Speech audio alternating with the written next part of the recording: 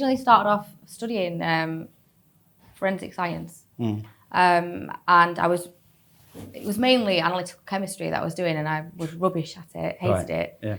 And I just thought, what else can I do that's sort of forensic? And I literally Googled something like forensics plus up north, because I was in London at the time, career, and it came up with digital forensics, and I was like, all right, okay, there we go. Yeah. And I really enjoyed it, and I just fell in love with it. I never looked back. Yeah. And now that I know more, I've sort of stepped away from forensics, done a lot in incident response area.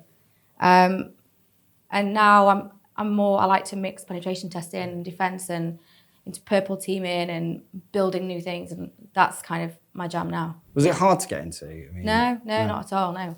So I'm not a very academic person at all. So I found the hardest thing for me was going the traditional route. So going to university and trying to sit in a lecture and be dictated to, I really couldn't absorb the information that way. So within like a couple of months, I was putting like CVs out. Can I come and do a free internship for a month or a few weeks or whatever? A company called Zone Fox Yeah, I know them. got in touch, and they gave me like a little summer internship there.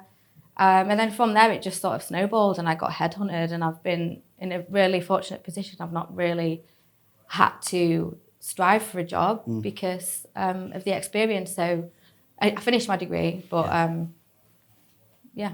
Because you work for some pretty significant enterprises. Yeah.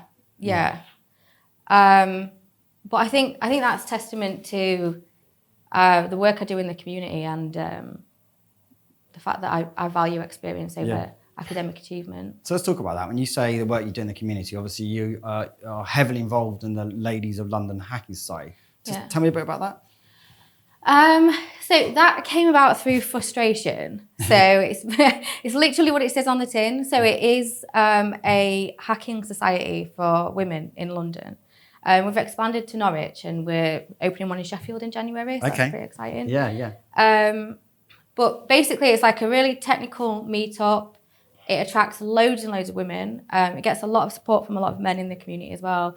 And they just all come together. They do a penetration testing lab that's provided to us by Immersive Labs. I don't know if you know him. Yeah. Pretty good. Yeah. And that's it. Yeah. Then we just drink loads of wine, like too much wine, and just eat and have a good time. It's good atmosphere. Yeah. Do you do this? Do you handle some of the training within that as well? Or yeah. So I don't know. Let's say, for example, we might be doing a tutorial on pass the hash, for example. I will do the lab like the night before, go in on the day, plug in on a big screen, and everyone will just literally follow along, and I'll talk through what I'm doing step by step. And then they'll get a general lecture that lasts maybe 20 minutes. Right. Or a little bit longer. And then whichever company hosts us, they get like talk time. So bit of exposure. Yeah. So they get basically a pre-sales meeting in front of 100 or so women that represent. That's 100 or so. It's quite a lot, isn't it? Yeah. I think the least we've got in recent months has been about 40. Yeah. Yeah, and then a couple of months ago we had about 110. Yeah, so it's a lot of people representing a lot of different companies, so it's quite useful. Are you finding that they tend to be enterprise organisations or are they SMB? What sort of size? Both, really? Yeah. Right. So there are enterprises that aren't interested, and they just hear the word hacking and think we don't want to get involved, and fair enough. Yeah. But then we've had like Microsoft, Facebook, Just Eat that have supported us, and then smaller companies like some small recruitment companies that just kind of want to get in front of people. Yeah. So we don't care who it is if they've got the right attitude and they're happy to have us. Yeah. Trash in their place. I'm joking. So what do you think we're getting wrong? Why do you think why is security so difficult now? What do you mean by difficult? Well, it would appear that we're having more and more issues, more and more breaches. It would appear that we're struggling to keep the perpetrators out. Okay. Why is it so difficult? I think there's a lot of misinformation, a lot of scaremongering. So a lot of tools. A lot of fear selling. Sorry? A lot of fear selling going on. Yeah, spot on, yeah. So, you know, there's a lot of companies that have popped up with these tools that are really fancy.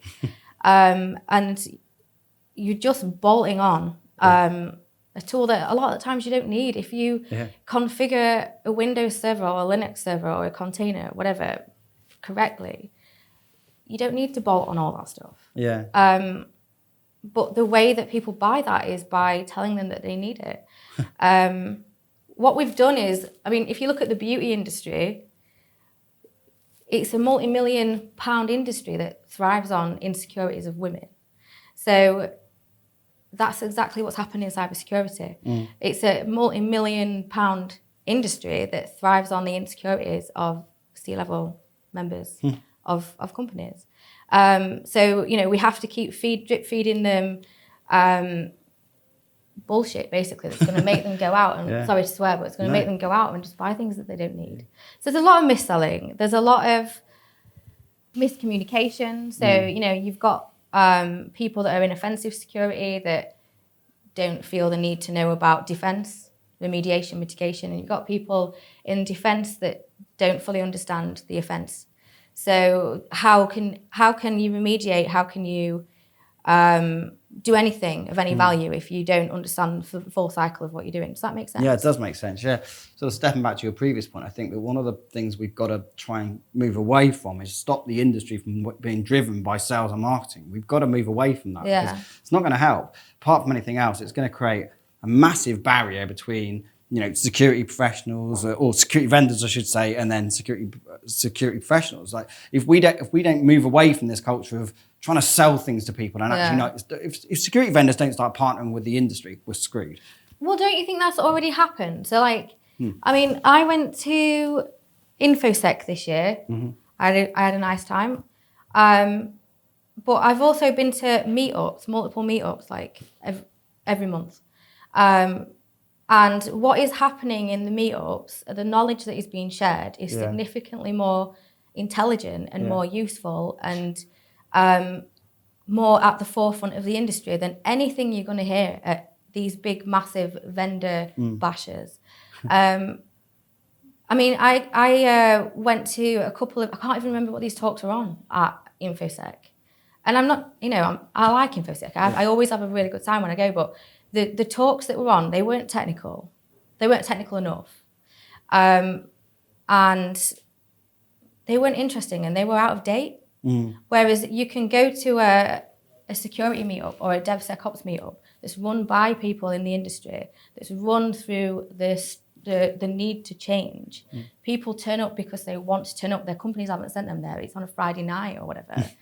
And they go and have a great time and share knowledge and debate things. And that's where the ingenuity is happening. And there is a massive disparity between what people are paying to attend and what people are attending for free. And they're just sharing that knowledge because they want to. And I think that's working because of the lack of vendors. Because technologists, like myself, think a vendor neutral solution is a lot more valuable. If I've got a team of defenders that know how to use a specific set of tools, I'm screwed because if those tools go down or I need them to step away from them tools for a day and actually do that job using PowerShell and Bash, you become too dependent on the calculator. How can they do that? I get it. So I think knowledge on the wider concepts rather than specific tools is happening at the meetup level, at the technologist level, and the CISOs and the CTOs and the CEOs are attending events that aren't aligned massively. A massive communication problem then, isn't it? I mean, it's an industry-wide tectonic plate issue there. Like, that's crazy, isn't it? It's crazy.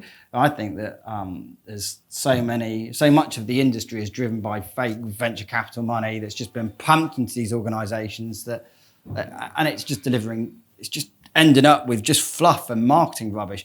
As you rightly say, you walk around InfoSec and I don't even know what any of this is just words. No. There's no value here at all. This is just nonsense, you know. A lot of people just go for the freebies. Yeah, that's true.